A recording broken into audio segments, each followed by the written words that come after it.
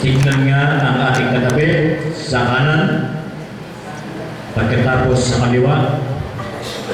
Tapos sabihin natin, kapatid, kawagis mo ang Panginoon. Amen. Hallelujah. Dinan pasigula ay muli aking tatanungin kung tunay nga na medyo may natandaan kayo sa itinuturo dito. Ano ang ating topic nung isang linggo, nung ako'y huling magturo? Ano yung topic natin? May nakatanda ba kung ano ang naging topic natin nung isang linggo? Hindi nung nakarang linggo lang. Nung isang linggo. Amen. Ilan lang yata ang nakatanda. Talagang ang ikamay ay ilan lang talaga ang tunay nakikinig. Amen. Ang tinalakay po natin doon ay ang pangatlong layunin ng Diyos kung bakit tayo nilikha. Pangatlong layunin para magkaroon ng kabuluhan ang ating buhay. Amen. Nilang tayo ng Diyos upang maging kawangis ni Kristo. Tulad ng pagkakasabi sa Genesis, lalangin natin ang tao na kawangis natin. Ano ibig sabihin ng wangis? Ang Diyos ay hindi natin nakikita. So paano natin anong ibig sabihin ng wangis? Sa atin kung ang Diyos ay hindi natin nakikita dahil ito ay isang espiritu. Ang ibig sabihin ng Diyos doon sa wangis ay maging ang kawangis natin, kamukha natin ang Diyos sa kanyang mga katangian, sa kanyang mga ugali, sa kanyang mga inaasal. Amen? Kaya kung tayo nilalang ng Diyos, maganda, napakaganda ang layunin ng Diyos nung tayo nalangin. Likhain natin ang tao na wangis natin. Napakagandang layunin ng Diyos. Pero dahil sa kasalanan, nasira yan. Nasira ang larawan na yan ng nais ng Diyos na likhain sa ating buhay. Na kung kaya, nais na ito ang dahilan kung bakit isinugo ng Panginoon ang kanyang bugtong na anak dito sa lupa na magkatawang tao upang may balik ang magandang larawan na nais ng Diyos na ibigay sa atin. Amen. So, sa ating pag-aaral sa Biblia, nakita po natin, sa ating pagbabasa sa Biblia, nakita natin ang magandang katangian ng Panginoon. Tulad sa ating mga magulang, ating mga natutuwa tayo pagka nakita natin ng ating mga anak ay kamukha natin. Habang lumalaki ang ating mga anak ay lalong unti-unti na lalong nagiging kamukha natin. So kung ganoon tayo na bilang magulang sa naman ay masigit lalo ang Diyos na nais na tayo lumago upang doon ang maging kawagis po talaga natin siya. Amen. Kaya yan po ang ating pag-aaralan, patuloy na ating pag-aaralan po ngayon. Alamin po natin kung paano tayo lumago. Ibig sabihin, alamin po natin kung paano tayo lalong maging kawangis ni Kristo. Paano natin may sasagawa na tayo maging kawangis ng Panginoong Kristo. Buksan po natin ang ating Biblia doon sa aklat ng Efeso 4:15.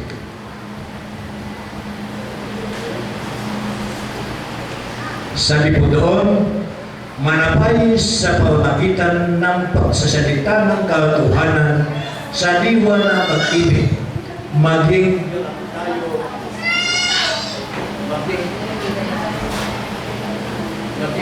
tayo kay Kristo.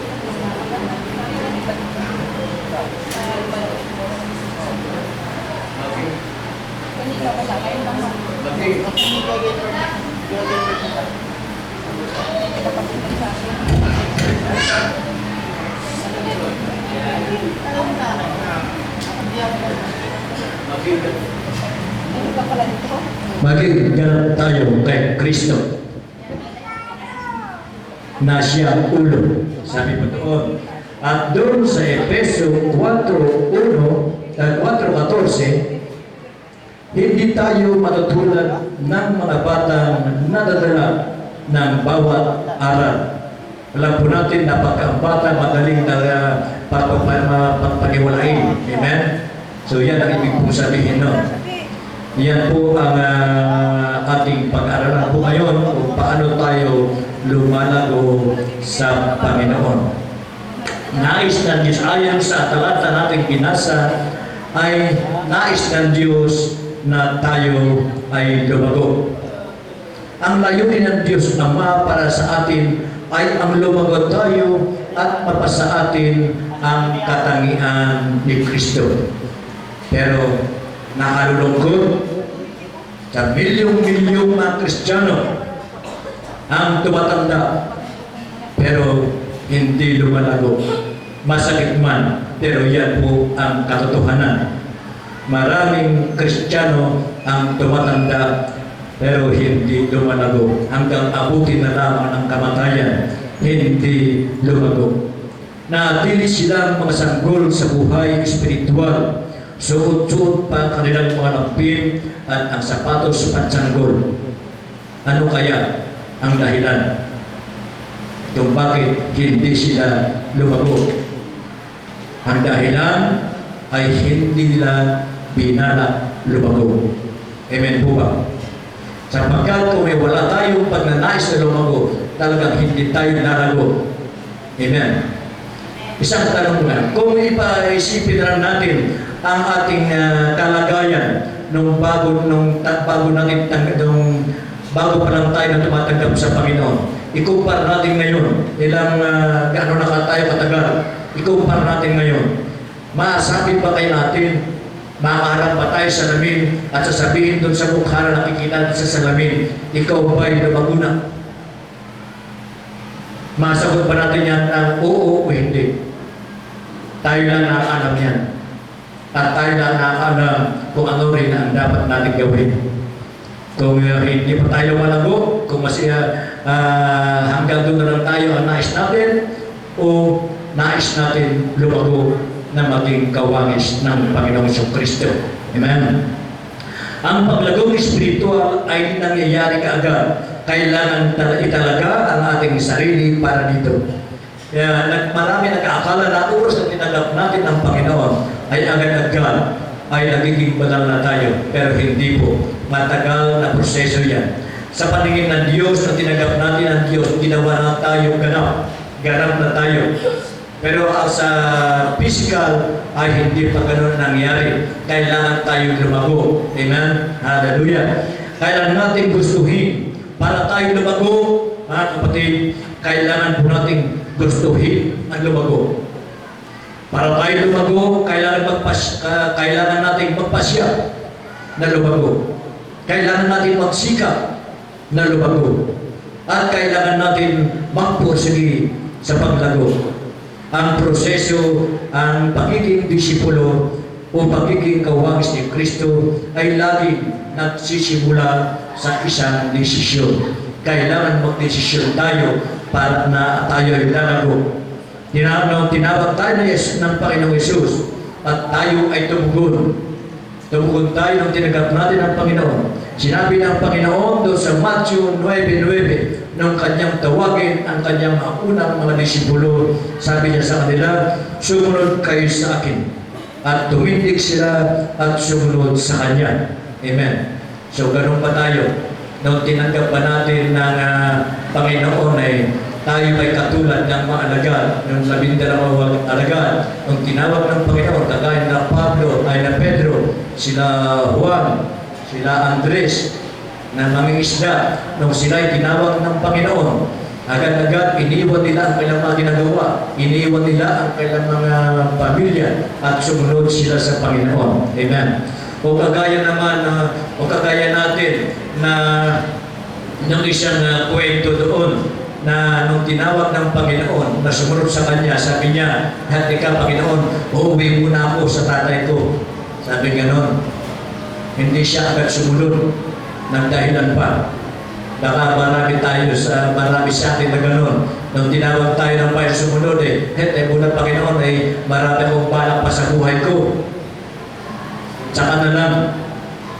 Maraming tao na kanyang tinatawag ay hindi kaagad tumugon. Amen. Nang piliin ng unang mga disipulo ang na sumunod kay Kristo, hindi na naintindihan ang aplikasyon ng kanyang desisyon. Hindi na naintindihan kung hindi na alam kung ano ang kailang gagawin. Hindi nila alam kung saan sila pupunta. Basta sila'y nagdesisyon na sumunod. Kaya may kasabihan na hindi mahalaga kung saan tayo patungo. Ang mahalaga ay kung sino ang sinusundan natin. Amen po ba? Kung alam natin na ang Diyos ang makapangyarihan sa lahat ng ating sinusundan, hindi mahalaga kung saan tayo dalhin. Ang mahalaga, naroon yung pagsunod natin at nakatiyak tayo na hindi tayo mapupunta sa ating ikasama. Tumugon lamang sila sa imbitasyon ni Jesus. Ito lang ang kailangan natin para magpagsimula. Amen. Ang kailangan natin para magsimula, maglingkod sa Panginoon ay kinakailangan po tayo tumugon, magpasya na maging isang disipulo. Amen. Alam po ba natin ang disipulo? Tagasunod ni Kristo. So, nung tinanggap ba natin ang Panginoon sa ating buhay, nagpasya ba tayo na sumunod sa Panginoon? Baka nagpasya lamang tayo na oo, pero hindi naman tayo kumilos. Hindi naman tayo sumunod. Na hindi tayo sa ating dating buhay. Walang higit na huhubog sa ating buhay kaysa yung commitment, pagpapasya. Amen. O ang mga bagay na pinangako mong gagawin. Kailangan ipangako na kailangan natin ng pangako na tayo ay susunod. At paglalaanan ng sarili, oras at kakayahan. Kung tayo magpapangako, tayo magpapasya, tayo sunod, kailangan po natin ang oras at kakayahan. Amen. Ang mga bagay na ito ay pwedeng makatulong sa atin upang lumago o kaya ay makasira sa atin. Alinman sa dalawang ito ay huhugis at magtatakda ng limitasyon natin sa buhay. Sabi nga ni Rick Warren, sa kanyang aklat ay sabi nga na sabihin niyo sa akin kung ano ang commitment ninyo at sasabihin ko sa inyo kung maging sino kayo pagkaraan ng 2 taon. Pinuhubog tayo ng anumang pinaglalaan natin ng ating sarili. Amen po ba? Kaya kung sinasabi natin, makikita po natin sa ating mga anak, halimbawa, anong gusto mong paglaki? Tinatanong natin, gusto ko maging doktor. Bakit? Gusto ko makatulong sa mga may sakit. Pagka yan talaga, yung batang yan, ay talaga nasa kanya talaga ang pagnanais, ang commitment na maging doktor, na matupad ang kanyang pangarap, siya na mangyayari po sa kanya. Marami nagsasabi na gusto kong maging doktor. Ayaw naman niyang mag-aral na mahigit. Ayaw na mawala naman siyang hilig tungkol sa mga medisina. Amen? Gusto kong maging mayaman. Gusto kong manalo ng jackpot sa luto. Ayaw naman bumili ng ticket. Amen? So, paano manalo? Amen. Pagkat dyan din sa ating kailangan para matupad ang ating layunin sa buhay ay kailangan ang commitment. Kailangan mangako tayo sa ating sarili na kailangan matupad yan. Mararating natin yan. Amen. Pagdating sa puntong ito ng commitment, hindi makikita ang maraming tao ang layunin ng Diyos para sa kanilang buhay. Kaya pagka tayong walang commitment na sundin ang sinasabi ng Panginoon, hindi na makita kung ano ang maging kahinatnan nito pagdating ng panahon. Pero yung mga tao na kumit sa sarili, alam nila kung saan sila patungo. Amen. Alam nila kung ano ang mga larawan na yan na nais ibigay ng Diyos sa kanila. Kaya sila nagkukumit na kailangan kumarating yun, kailangan masunod ko yun. Sinasabi nila. Marami ang natakot mag-commit na kahit na ano. Totoo po yan. Marami ayaw mag-commit. Bakit kaya? Kasi iba na sa isip nila, ayaw nila mag-commit sa sarili sa pagawain ng Panginoon. Kasi meron silang sariling agenda sa kanilang buhay. Mas mahalaga sa kanila ang sarili ng layunin sa kanilang buhay kaysa layunin ng Diyos na lumikha sa kanila. Amen. Tandaan po natin mga kapatid, na tayo nilala ng Diyos dito sa lupa, hindi upang mamuhay tayo sa ating sariling kalooban, kundi dinalang tayo ng Diyos dito sa lupa dahil meron siyang magandang layunin sa ating buhay. At yan ay dapat mangyari. Amen. Mas maraming tao ayaw commit sa Panginoon sapagkat mas mahalaga sa kanila ang sariling mga plano sa kanilang buhay. Ay paano ko maglilingkod sa Panginoon? Paano ko susunod sa Panginoon? Ay nais ko maging sikat na artista. Nais ko maging isang sikat na politiko. Nais ko makatapos ng pag-aaral. Amen. Yun ang dahilan kung bakit maraming tao na ayaw mag-commit na kumbaga sa ano tinanggap man nila ang Panginoon pero hanggang doon na nakikiayon-ayon lang pero wala talaga silang commitment na sumunod sa Panginoon. Tulad yung nasabi ko kanina, hindi sila lumalago dahil hindi nila nagpasyang lalago talaga sa Panginoon. Mas gusto nila ang lumago sila sa kanilang sariling plano sa kanilang buhay. Amen. Ang iba ay tuloy bigay sa kanilang pagkukumit sa namakamundong hangarin tulad ng pagpapayaman o pagsikat, pero sa bandang huli ay kabiguan at pait ang nakakamtan. Amen. Bagamat kung minsan ay meron ng tutugumpay sa kanilang mga mithiin sa buhay, pero sa bandang huli rin ay mawalang saysay din yan. Dahil ang ating pinano sa ating buhay, sa sarili nating plano sa ating buhay, hanggang dito lamang sa lupa. Hindi makapagdadala sa atin yan doon sa langit. Tandaan po natin yan. Kung pangarap natin, ang commitment natin ay magpayaman, tandaan po natin lahat ng bagay na nakikita natin ay magwawakas. Tanging ang salita ng Diyos lamang ang manatili habang panahon. Amen. Hallelujah. Ang bawat desisyon natin ay may pangwalang hanggang bunga. Kaya dapat ay maging marunong tayong pumili. Maging marunong tayong magpasya kung ano ang talagang susundin natin. Ang kalooban ba ng Diyos sa aking buhay, ang plano ba ng Diyos sa aking buhay, ay o ang plano ko sa aking buhay. Kapatid, kung pipiliin natin ang na sundan ang plano ng Diyos sa ating buhay, nakatiyak tayo na yan ay may kalagaan walang katapusan, pang walang hanggan. Pero kapatid, kung ating pipiliin ang ating ipursige ang ating sariling plano sa ating buhay, tandaan po natin, pag namatay tayo, natapos na rin lahat ang ating mga pinagpursigihan. Dito lamang sa lupa, magkaroon ng halaga, magagamit natin ang mga pinagplano natin para sa ating mga sarili. Kaya sabi nga, ulitin ko, kaya dapat maging marunong tayo sa pagpili. Sa pagpapala ni Pedro, doon sa 2 Peter chapter 3 verse 11, sabi po doon, dahil sa natutupo ngang gayon ang lahat ng bagay, dapat kayo mamuhay ng matuwid at banal. Amen. Tulad ng sabi ko na lahat ng ating mga nakikita na yan, lahat yan ay matutupo pagdating ng panahon. Ang tanging matitira lamang ay ang masalita ng Diyos. Yun lamang ang manatili hanggang wakas. Amen. Ang bahagi ng Diyos at ang bahagi natin.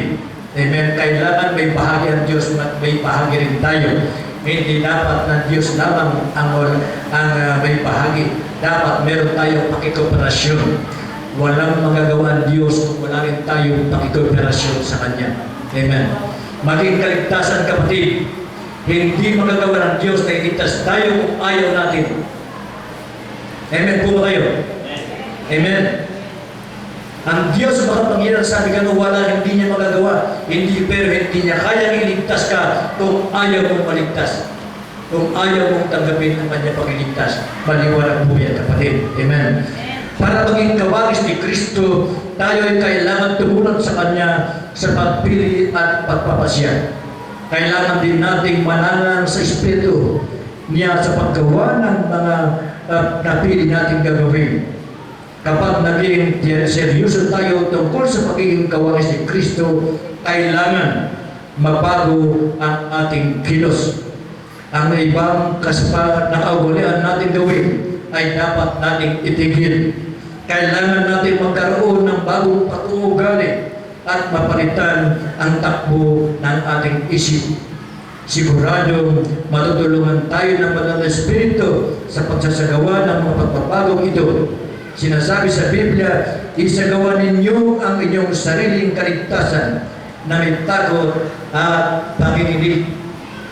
Sabi po doon, ang Diyos ang gumagawa sa inyo, maging sa pagnanais sa paggawa para sa Kanyang mabuting kalooban. Yan po ang sinasabi sa Filipos chapter 3 verse 12 to 13. Ipinapakita ng talatang ito ang dalawang bahagi ng paglagong espiritual, ang paggawa at pagbibigay ng kakayahan. Ang paggawa ay responsibility natin. Kailangan tayong gumawa. At ang Diyos naman ay nagbibigay sa atin ng kakayahan. Wala tayong magagawa kung hindi tayo bigyan ng Diyos ng kakayahan gawin ang Kanyang ipapagawa. At yan ay responsibility ng Diyos ang pagbibigay ng kakayahan sa atin.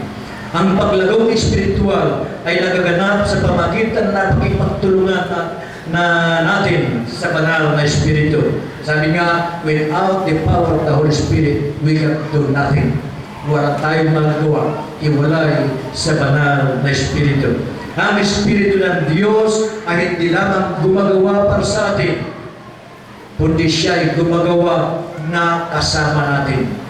Hindi siya pwede mag-isa lang gumagawa. Kasama natin siya sa ating paggawa. Amen? Hallelujah!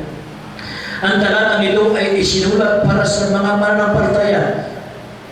Ay hindi tungkol kung paano maniligtas at kung paano lumago. Amen? Hindi para maligtas ito. Ang paggawa natin ay hindi upang tayo maligtas, kundi paano tayo lumago. Hindi sinasabi na gumawa ka para ikaw ay maligtas. Amen? So ganyan sa luma nating pananampalataya, ganun ang naisip natin. Ginagawa natin ang ating ipinapagawa, hinihingi ang ating relasyon, ang ating relihiyon upang tayo ay maligtas. Hindi po yan, kapatid. Dahil sabi ng Biblia, hindi tayo maliligtas sa pamagitan ng ating mga paggawa. Amen. Dahil kung tayo maliligtas lamang sa pamagitan ng ating mga gawa, hindi na natin kailangan si Kristo. Kung pwede pa tayo, kaya pa natin iligtas ang ating mga sarili sa pamagitan ng ating mga gawa. Wala tayong may nadagdag pa sa ginawa ng Panginoong Hesus. Tapos na. Tumatandaan niyo, sabi ng Panginoong Hesus bago siya malagutan ng hininga, tapos na. Ano ang natapos? Tapos na niya may ligtas. Ginawa niya lahat ang kailangan para tayo ay maligtas. So wala na tayo kailangan idadagdag pa. Ngayon, mahal na araw naman, kung kaya't marami na naman ang makita natin na magpipinitensya. Amen? Bakit nila isinasagawa? Dahil sinasabi ng iba na sa maling pagkahulugan nila sa salita ng Diyos na kailangan nila ay makihati sa paghihirap ni Kristo para sila ay maligtas. Kasi sabi nga na, mali dapat kayo makihati sa hirap na dinanas si Kristo. Iba ang pagkaintindi nila. Amen. Kaya sila nagpipitensya, magpapako sa krus, lumalakad paluhod mula sa harapan ng pintuan ng simbahan hanggang sa altar upang sila makihati sa paghirap ni Kristo. So para mga tao ito na nagpipitensya, gumagawa ng sakripisyo pagkamahal na araw para nilang sinasabi na hindi sapat ang ginawa ni Kristo upang sila'y maligtas. Kailangan silang gumawa maling pagkahulugan sa salita ng Diyos. Sinabi ko na kanina na ang ating paggawa ay upang ipakita na tayo ligtas na. Hindi upang maligtas. Amen? Wala tayong may nalagad pa sa nagawa ni Kristo para sa atin. Kapag tayo ay nag-ehersisyo, halimbawa, tayo nag-exercise, halimbawa, bakit kung ginagawa natin mag-exercise? Upang tayo lumakas ang ating katawan. Hindi po ba? Hindi upang magkaroon ng katawan, kundi magkaroon kundi upang palaksin ang ating katawan. Amen. Para siyang magkasaka, kagaya ko nakita ko may binili na anak ko na lupa dyan. Noon, wala lupa lang yan. Walang, para ma-develop yan. Nabili na yan, kaya sa anak ko na yan. Para ma-develop yan. Dinevelop ko yan. Pinatampakan ko yan. Pagkat tinaniman ko yan. Para ma-develop, mapakinabangan. Hindi upang magpapasa akin ang lupa na yan. Amen. Yan ibig ko sabihin. Kaya nga pinatampakan ko yan para ma-develop yung lupa na yan ay pinatampakan ko at ngayon tinataniman ko na para mapakinabangan. So ganun din halimbawa, kung tayo ay gumagawa hindi upang tayo maligtas, kundi upang tayo lumago sa ating layunin na maging kawangis ni Kristo. Amen. Hallelujah. Kapag may ginagawa tayong halimbawa sa isang halimbawa sa isang puzzle, picture puzzle, halimbawa, yung kabuuan ng picture na yan sa puzzle na yan ay naroon na lahat ang bahagi. Ginupit-gupit lamang na yan. Pagkatapos ilagay sa guluhin yan, iayusin ulit para mabuo yung picture na yan. Hindi upang magkaroon ng picture, kundi buuin ang picture na nariyan yan. Amen. So, ganoon din ang kahalimbawa noon. Ganon din halimbawa, sinabi ko kanina, magsasaka, gumagawa sa lupa, hindi para makakuha ng lupa, kundi pagyamanin ang lupang binubungka nila. Binibigyan tayo ng Diyos ng isang bagong buhay. Binigyan tayo ng Diyos ng bagong buhay. Responsible natin ngayon na palaguin ito na may takot at panginginig. Ibig sabihin, seryosohin natin ang ating buhay, yung ating spiritual na paglago. Kapag ang mga tao ay hindi seryoso sa kanilang paglago, hindi nila nauunawaan ang pangwalang hanggang implikasyon nito, tulad ng nakita natin doon sa nakaraang pag-aaral po natin. Kung hindi tayo seryoso sa paglago sa ating buhay spiritual, yun ang dahilan kung bakit hindi natin naintindihan, hindi natin naunawaan ano ang implikasyon nito sa ibibigay sa ating buhay. Amen. Pero yung mga tao na malago sa kanilang lumalago sa kanilang spiritual na buhay, sinusunod ang Diyos, naroon yung nakikita nila kung saan sila patungo. Amen. Alam nila kung saan sila pupunta. Pero yung mga tao na hindi seryoso sa kanilang paglago na pag-iwag si Kristo, hindi nila alam, wala na silang nakikita, hindi nila naunawaan. Kaya hindi masyadong mahalaga sa kanila, hindi nila ganong binibigyan pansin, hindi nila silang seryoso sa kanilang paglago. Amen. Nababasa ko lang sa Hebrew, binabanggit noon sa Hebrew chapter 11, kung saan naroon madakilang tao ng unang panahon. Namuha sila ng kahirapan. Hindi sila naghahanap ng makaginawa habang sila sa mundo, sapagkat alam nila na ang mga bagay sa mundo ay pandiyon ang kanilang tinutumbok sa buhay. Amen. Tinis nila ang kahirapan sa kanilang buhay. Dahil ang nais nilang makita ay doon sa kabilang buhay, naroon ang kanilang pangarap, naroon alam nila ang kanilang pagtunguhan. Kaya yun na pinipilit nilang marating. Nakita nila, alam nila ang kung saan sila tutumbok ng kanilang napupuntahan. Pero mga hindi nakaalam kung saan sila pupunta, walang hindi seryoso, pabanjing-banjing lang, hindi sila seryoso sa kanilang paglago. Nakikiayon-ayon na lang sila. Amen. Kaya ang dahilan, kapatid, isipin po natin, tayo ay higit nakakilala sa ating mga sarili. Pag-uwi natin mamaya, isipin natin, kausapin natin ating sarili. Wala yung nakakantay pa, baka sabihin siya na ulo tayo. Amen. Kayo lang mag-isa, kausapin yung sarili na ako kaya ay seryoso paglago sa Panginoon. Ano kaya ang ginagawa ko sa layo ng Panginoon sa aking buhay? Ang sinusunod ko ba ay ang layunin ko, pangarap ko sa buhay ko, ang layunin ng Diyos sa aking buhay? Itanong po natin yan. At tayo ang nakakakalap sa inyong mga sarili kung anong sagot ninyo. Amen? Dahil ang tao hindi niya pwedeng dayain ng kanyang sarili. Tandaan po natin yan. Hallelujah. Binigyan tayo ng Diyos isang bagong buhay. Responsible natin palago ito na may takot at panginginig. Amen. Kapag ang tao ay seryoso sa kanilang paglago, hindi nila naunawaan ang mga pangwalang hanggang implikasyon nito tulad ng ating napag-aralan. Kailangan na ito, sabi nyo, magpalit tayo ng autopilot. Ano ba autopilot? Amen? Yung computerized yan. Halimbawa, isang lansya yan. I-ano mo lang sa computer dyan, ilagay mo lang sa autopilot dyan. Iwanan mo man yan, alam niya kung saan pupunta yan dahil nakaset yan sa computer. Iwanan mo yung monobela ng bangka na yan. Alam niya kung saan patungo yan. Pero halimbawa, naisipan mo na pag-uwi, sa halip na pasilanan ka, papuntay mo sa kanluran, ano ang dapat mong gawin? Para may liis mo sa tamang landasin yung bangka na naka-autopilot. Kailangan, kontray mo, pihitin mo yung monobela, labanan mo yung autopilot na yan. Ipihit mo ang kanluran. Para magawa yung kailangan may pwersa ka, makipaglaban ka. Amen? Para madala mo sa tamang direksyon na gusto mo ang bangka na yan. May paglalaban. Pero pagka yan ay binitawan mo ulit, babalik at babalik yan sa tamang direksyon kung saan siya nakaset. Sa computer. Amen. So, ganyan din tayo.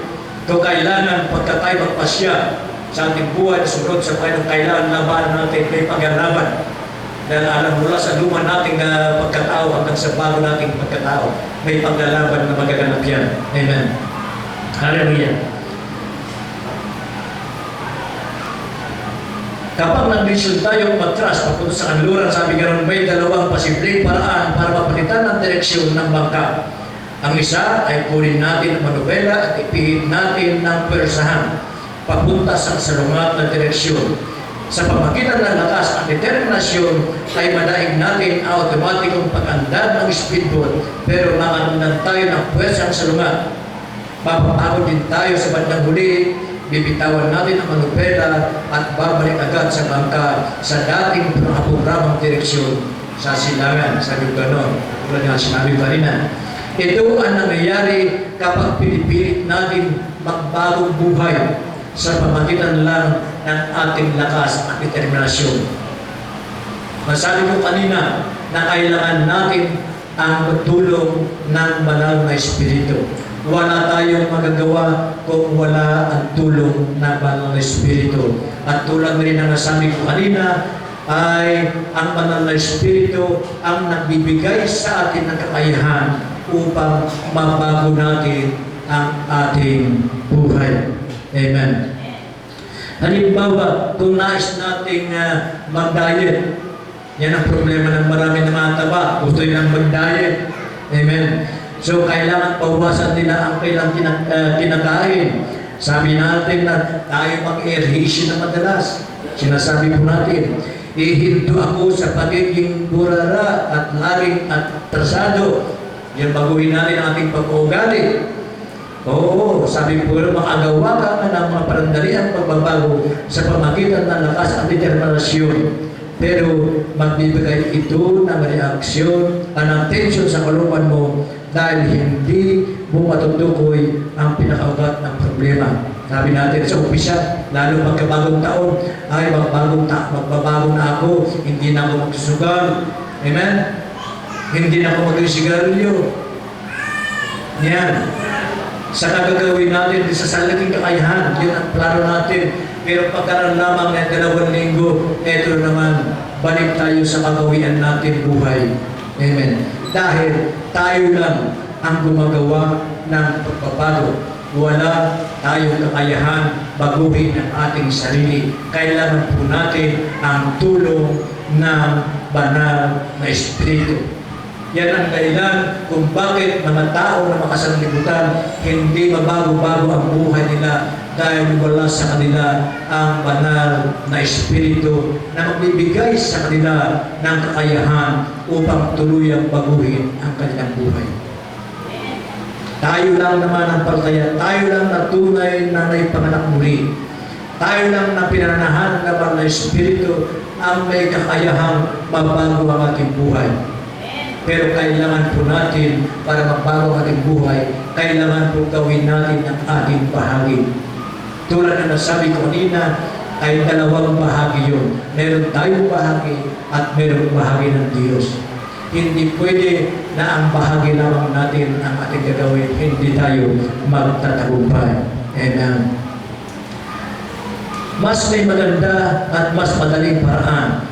Para sabi ko kanina tungkol sa bangka, kailangan po natin na alisin yung autopilot o yung paraan ng ating pag-isip. Baguhin natin ang ating pag-isip. Baguhin natin ang ating pag-uugali. Kailangan po natin yan. Hanggang di natin pinalo ang ating pag-iisip, ang ating pag-uugali, hindi natin kaya baguhin ang ating pinag, hindi natin kaya maganap ang ating mga plano. Sinasabi sa Biblia, kaya malaman ninyo ang kagustuhan ng Diyos at kung ano ang mabuti, ang buo at ganap at nakalulugod sa Kanya. Amen. Sa Romans chapter 12, verse 2. Amen. Ang unang hakbang sa paglagawang espiritual ay ang umpisang baguhin ang ating pag-iisip. Ang pagbabago ay laging nagsisimula sa isip.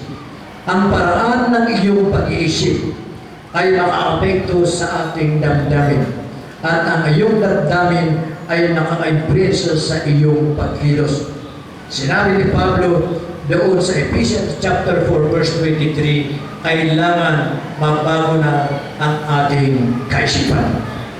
Upang maging wangis ni Kristo, kailangan mapasa atin ang isip ni Kristo. Ang tawag ng bagong tipan sa ganitong pagbabago ng pag-iisip ay repentance o pagsisisi. Sa wikang Griego, ang ibig sabihin ay pagpapalit ng isip.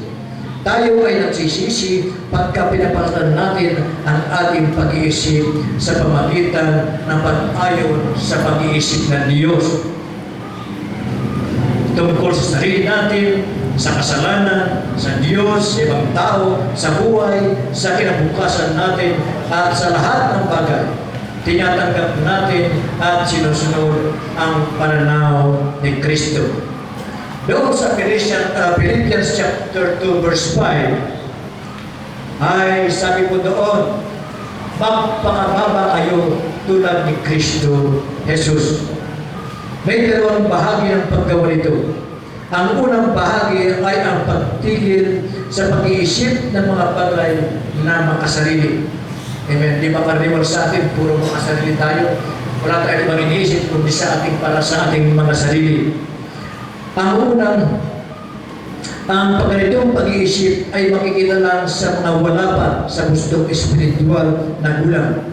Sinasabi sa Biblia doon sa unang Korinto 14:20, mga kapatid, huwag kayong mag-isip, bata, at kasamaan ay maging sanggol kayo. Ngunit sa pag-iisip ay maging husto sa bulan. And then maging walang muwang tayo sa kasamaan, katulad ng bata. Pero tayo ay dapat magkaroon ng hustong bulang sa pag-iisip. Ang mga sanggol ay likas na makasarili. Hindi po ba? Ang mga sanggol, gusto niya, puro tanggap lang yan. Ay di marunong bigay. Iniisip lamang nila ang kanilang mga sarili at ang kanilang mga pangangailangan. Hindi sila marunong magbigay. Hindi sila marunong lamang silang tumanggap. Ganito ang pag-iisip ng hindi pa husto ng kulang. Mga kulang pa sa kalaguan ng kanyang espiritu ay ganun. Tanggap na ng tanggap. Ayaw magbigay. Amen? Ang nakalulungkot, maraming tao ang hindi makaalis sa itong uri ng pag-iisip. Sinasabi sa Biblia na ang makasariling pag-iisip ang pinagmumulan ng makasalanang asa. Sa Romans 8:5 sinasabi, mga bagay ng laman ay hangad ng mga sumusunod sa laman. Ang laman ay sa laman. Amen. Hallelujah. Ang pangalawang bahagi ng pag-iisip, ang tulad ni Jesus ay ang nagsisimulang pag-iisip ng tulad ng isang manampalatayang nasa hustong espiritual sa gulang ay nagpupuko sa iba. Doon natin makikita ang may maturity ng isang tao. Dati makasarili, puro akin, para sa akin, ako ang sinasabi. Pero makikita natin ang paglago ng isang tao, pagka nagsimula na siyang sabihin, ay para kay kapatid, inuuna niya ang kanyang kapwa kaysa kanyang sarili. Yun ay nagpapakita ng isang kalawang espiritual.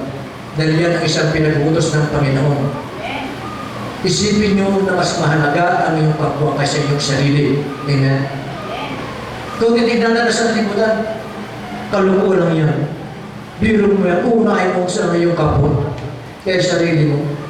Kung ikaw lang isa, pwedeng mali yun. Pero kung lahat kayo, halimbawa, ako at ikaw, inuuna ko yung para sa iyo. Kung ikaw din ay tunay kapatid kita sa Panginoon, o isipin mo rin, uunahin mo rin yung ako kaysa yung sarili, di ko ba? So, ganun lang, bigayan lang. Amen. Yan ang hinahanap ng Panginoon sa kanyang mga alagad, sa kanyang mga anak. Nagtutulungan. Amen. Hindi yung iba, tanggap ng tanggap, ayaw naman gawin ng kanyang, obligasyon din bilang manampalataya. Ang mga yung ganong klaseng tao pag-iisip ay hindi tunay na anak ng Diyos. Amen. Gusto niya yung kanyang kapatid ang makasunod sa ng Diyos, pero siya ayaw sumunod. Walang commitment na sumunod. Amen. Pero kung lahat tayo magkakapatid sa Panginoon, iisang kaisipan tayo, dahil iisang katawan tayo, ay walang naging magandang pagsasamahan yan. Kung gano'n ang maging samahan natin, yun ang sinasabi ng Panginoon, yun ang iglesia na tinutukoy ng Diyos na nais na itayo nang maging pintuan ng Hades ay hindi makabalay. Amen. Kung bakit marami nagkakagulo ng mga Christian, mga churches, marami na nawawala ng church, marami nagkahiwa-hiwala na nagkasira sila ng churches. Dahil sa ganyan pag-uugali ng iba, gusto tanggap na sila ng tanggap. Yung iba bigay ng bigay, sila tanggap na ng tanggap. Amen. Pero kung tayo, ang tunay na iglesia na sinanahan, na nais ng Panginoon na mangyari, ay nagtutulungan. Na ang parang niyan ay kailangan isipin mo na mas mahalaga ang iyong kapatid kaysa iyo. Kung ganoon din ang iniisip ng kapatid niya, unahin kanya sa kanyang buhay bago kanyang sarili, napakagandang pagsama-samahan niyo. At yan ang nakita ng ibang tao, at yan ang nakita ng pagkasamahan sa mga nakita ng masalibutan ng pagkasamahan. Tunay po na maraming maakit na sumama sa atin. Amen. Pero kung hindi natin tigilan palitan ng ating pag-iisip, kanya-kanya, sasabihin ng mga kinas sa atin, ganun lang pala sa inyo, kanya-kanya. Sino mag-aakit sa atin na sumama sa atin sa mga wala? Amen. Hindi natin kailangan mangaral pa. Amen. Makita nila sa ating buhay kung paano tayo mabuhay. Yun ang pinakamalakas na patutungo sa kanila. Na kung kayo'y nag-iibigan, nagpapakita na kayo na ay managad ko sa ng Panginoon. Amen. Amen. Pero titignan natin na iglesia ngayong panahon. Maging umar na iglesia, hindi na halos magkakilala ng mga miyembro. Nagkita-kita lang pagkaroon ng linggo, pero pagkat sa labas, hindi na magkakilala. Anong klase yung magkakapatiran yan? Kung sa araw ng linggo lang sama-sama, ang nais ng Panginoon ay katulad ng relasyon ng isang pamilya na araw-araw yan. Kaya kung babasahin po natin sa simula sa pag-umpisa ng iglesia, araw-araw nagsasama-sama ang mga manampalataya. Kung madalas kayo magsama-sama, madali kayo magkakulian ng loob, madali kayo magkakilala ng pag-uugali ng bawat isa. Amen. Kung kilala mo na yung kapatid mo, sa tingin mo lang sa kanyang mata, alam mo na ang kanya kung meron siyang dinaramdam o wala. Alam mo na kung meron siyang pangailangan o wala. Dahil kilala mo na siya. Amen. Ganun ang nais ng Panginoon na magiging ang kanya iglesia. Nakakalungkot na hindi na ganyan ang nangyayari ngayon. Amen. Lalo pa rin ang kanya-kanya. Amen. Natuto tayo doon. Tatalakayan po natin yan sa mahal na araw. Amen. Para lalo maunawaan natin ang nangyayari sa atin. Lahat, kung ginagawa natin lahat at sinasabi ng Biblia, pero hindi naman natin naunawaan lahat yan. Yan tinatawag na religion. Ang iglesia, kailangan natin ay nasyon. Amen. Na ang ating pagkasama bilang magkakapatid sa pananampalataya, bilang kasambahayan ng Diyos, kailangan ay naroon yung pagsama-sama. Amen. Hallelujah.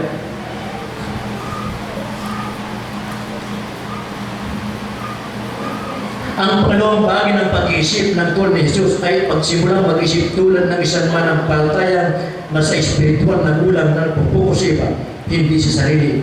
Sa kanya, sa doon sa Corinthians chapter 13, na kung saan sinod ni Pablo tungkol sa pag-ibig, ay sabi po doon na ang pag-iisip tungkol sa iba ay tanda ng pagiging ganap na mananampalataya. Amen. Para manatili ang pagkakaisa, para manatili ang magandang relasyon sa iglesia, kailangan ituring mo na mas magaling ang iyong kapatid kaysa iyo. Naroon yung humility, pagpapakumbaba. Huwag mo nang ipaglaban ang kung ano ang gusto mo. Amen. Kung yan ang pag-ugal ng bawat isa, walang hindi pagkasunduan. Amen. Ang maging dahilan ng labis na pagkasira ng iglesia ngayon ay walang magpakumbaba.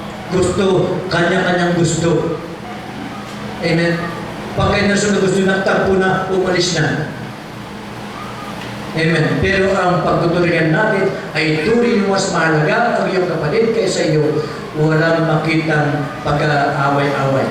At natutuwa naman ako na dito naman sa atin kahit papano, wala naman siguro mga mag-away o naroon yung magandang pagkasama natin. Amen. Dahil lahat ay may pagpakumbaba. Walang pagpamataasan. Amen. Hallelujah. Nung ako'y bata pa, sabi ng Apostol Pablo, nagsasalita ako na nag-iisip na pamatwirang tulad ng bata. Ngayon, ako'y meron ng sapat na gulang. Iniwan ko na ang mga asang bata. Sabi gano'n, di ba? Pagka isang sanggol ay pagka lumaki na naging binadilyo na, iniiwanan niya yung ugaling sanggol na. Natuto na siya magbigay. Natuto na niya i-consider ang kanyang kapwanan. Doon nagpapakita, lumalago siya. Amen. Sa salukuyan, marami ang nag-aakalang ang espiritual na kustong gulang ay masusukat sa dami at kaalaman sa doktrina at biblikal na impormasyon.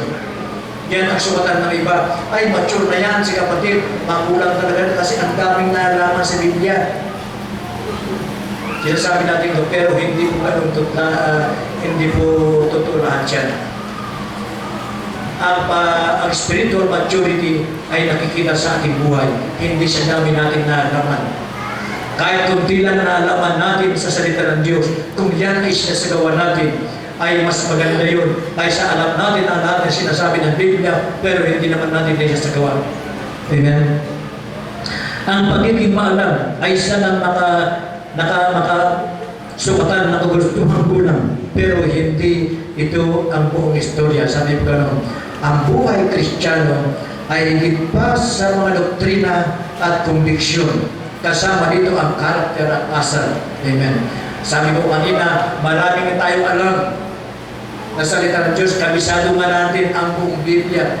Kung hindi man pinatutuhan ito sa ating karakter at sa ating asal, wala rin silbi lahat yung nalaman natin. Ang ating magawa ay dapat tumugma sa ating mga doktrina at mga paniniwala natin ay dapat suportado ng ugaling tulad ng ipinapakita ni Kristo. Diba? Si Kristo ang halimbawa natin. Hindi ang kanyang sariling kasiyahan na sinusunod. Sabi niya, Ama, kung maaari alisin mo ang sarang ito sa akin. Yan ang gusto niya. Pero ang kalooban mo ang siyang mapangyari. Naroon yung kanyang pagpapasabot. Amen. Ganon ang dapat asal natin. Hindi natin dapat ipilit ang ating sariling kalooban, sariling kagustuhan, kundi ang kagustuhan ng Diyos dahil siya ang may alam sa atin. Amen. Hallelujah. Ang Kristyanismo ay hindi isang relihiyon o filosofya, kundi isang pakipagrelasyon sa uri ng pamumuhay. Yan ang katingan ng isang iglesia patungkol sa relasyon.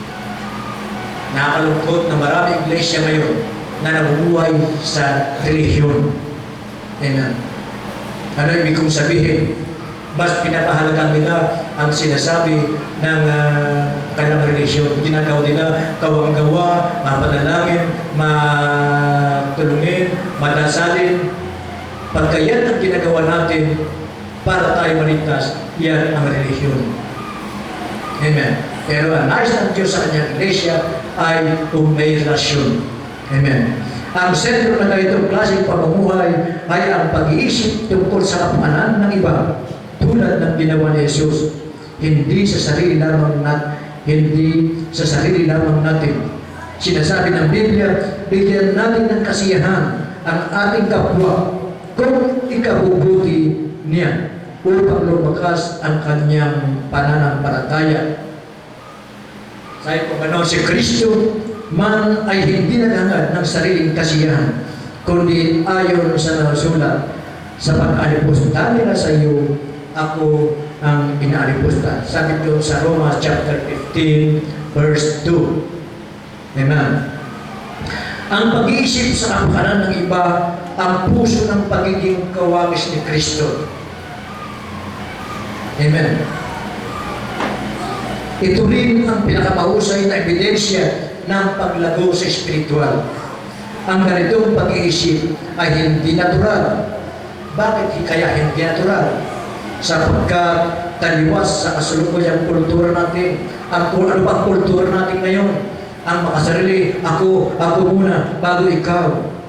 Amen. Kaya sinasabi na hindi natural, sapagkat ito hindi pangkaraniwan at mahirap gawin. Mga tao sa libutan, hindi na magagawa na unahin ng kanyang kapwa. Ang tanging makagawa noon ang tunay na Kristiyano, ang tunay na kakilala sa Panginoon. Ang makasanlibutan, ako muna. Yan ang kanilang buhay. Kaya hindi pangkaraniwan, hindi pangkaraniwan na gagawa ng tao. Ang tanging nakagawa yan ang mga tunay na anak ng Diyos. Amen. Mabuti na lang at may tumutulong sa atin. Tayo rin hindi natin nagagawa yan. Amen? Noong una, hindi natin magagawa yan. Pero sa atin naman ng Espiritu, tinanggap na natin naman ng Espiritu na manahan sa ating puso, yan na nagbigay na kakayahan upang ating magawa yan. Yan. Tama? Hindi ang Espiritu ng mundo ang ating tinanggap, kundi ang Espiritu galing sa Diyos, upang malaman natin ang mga pagpapalang ibinigay sa atin ng Diyos. Amen. Hallelujah. So, sa mga yan ang mensahe ng Panginoon sa atin at sa susunod pagpatuloy po natin. Amen. Naway marami tayo natutuhan sa ating mensahe ng Panginoon sa atin ngayon. Hallelujah. Mapatuloy tayo na maging lumago sa ating pagiging wangis ni Kristo. Kailangan mabago ang ating pag-iisip, mabago ang ating mga pananaw, hindi matutuon sa ating mga sarili, kundi matutuon sa ating kapwa, matutuon sa Diyos, matutuon sa ating kapwa. Doon natin makikita, doon natin malasakot, masusukat kung tayo ba ay lumalago sa ating pagiging wangis ni Kristo. Amen. So ano ang nais pabatid sa atin ng Panginoon sa ating mensahe na ngayon? Ito pa ay hindi pa huli, kapatid. Kailangan tayo para tayo, hindi pa huli lahat para tayo magsimula ng lumago. Kung mga panahon ngayon ay naging sanggol pa rin tayo hanggang ngayon. Pagkatapos ng mensahe ito, ay naway tayo magsimula. Nasain, planuhin, sikapin na lumago sa ating buhay Kristiyano, sa ating pagiging wangis ni Kristo. Amen. Kailangan ho na tayo paisi-isi sa ating buhay pananampalataya. Kailangan po natin seryosohin po natin yan. Hanggang di tayo nagiging seryoso sa ating paglago sa Panginoon, makikita tayo parang sanggol na parang yung madaling magpapaniwala sa madali sa mga madala sa maraming mga maling aral. Amen. So tayo sikapin po natin na tayo ay lumago. Sabi nga doon sa Roma 12:2 ulit, mag-iba na kayo at magbago ng isip upang mabatid ninyo ang kalooban ng Diyos. Hanggang hindi tayo naging seryoso sa kalooban ng Diyos sa sa plano ng Diyos sa ating buhay, hindi natin malalaman ang kalooban ng Diyos. Amen. Kung ano ang mabuti na alulugod sa Kanya at talagang ganap. Amen. Hallelujah. So paglabas natin sa pintuan na yan, ay tanungin natin ang ating mga sarili. Anong aspeto ng buhay ko kailangan itigil na ang mga sariling pag-iisip at tularan ang pag-iisip ni Kristo. Yan lamang po at salamat sa Panginoon. Una Ama, salamat po Diyos sa mensahe mo sa amin sa umagang ito. Napakahalaga po Panginoon ang mensahe mo ito Panginoon. Dahil marami rin pa sa aming Panginoon ang hindi naging seryoso sa aming buhay spiritual God. Hindi kami naging seryoso God sa aming paglago na maging wawis ng Panginoong Jesus na tulad ng nais ng Panginoon sa amin.